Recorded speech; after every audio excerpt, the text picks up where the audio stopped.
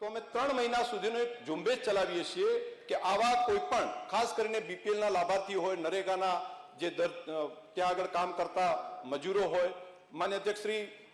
કન્સ્ટ્રક્શનના કામ સાથે જોડાયેલા જે લોકો હોય, તો આવા લોકોને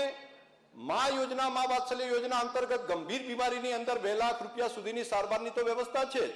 પરંતુ નાની મોટી સારવાર, દાખલા તરીકે તાવ આવ્યો હોય, ડિલિવરીના પ્રસંગે હોય, કોઈ માઇનોર સર્જરી કરવાની હોય, તો એવા પ્રસંગે એક વ્યક્તિ દીઠ 30,000 રૂપિયા સુધીનો ખર્ચ વાર્ષિક માન્ય અધ્યક્ષશ્રી આ યોજના અંતર્ગત આપવામાં આવે છે. અને ખાસ કરીને વૃદ્ધ વ્યક્તિ કોઈ હોય તો તેવા માટે પણ 60,000 જેટલો ખર્ચ, એટલે વૃદ્ધ વ્યક્તિ માટે 30 + 30, આમ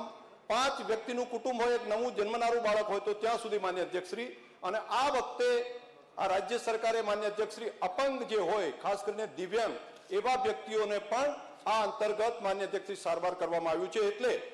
સરકારી યોજના જે હોસ્પિટલ છે તેમાં સારવાર આપવા માટેની સુવિધા તો માન્ય અધ્યક્ષશ્રી છે જ, પરંતુ કોઈ ગરીબ વ્યક્તિને એમ લાગે કે મારે કોઈ પ્રાઇવેટ હોસ્પિટલની અંદર સારવાર આપવી છે, જે પોતાને અનુકૂળતા પ્રમાણના ડોક્ટર હોય, તો 10 બેડની હોસ્પિટલ સુધીની જે નોંધાયેલી હોસ્પિટલ હોય તેવી હોસ્પિટલમાં સારવાર લે તો તેમને ફ્રી ઓફ સારવાર 30,000 રૂપિયા સુધીની માન્ય અધ્યક્ષશ્રી આ યોજના અંતર્ગત આપવામાં આવે છે.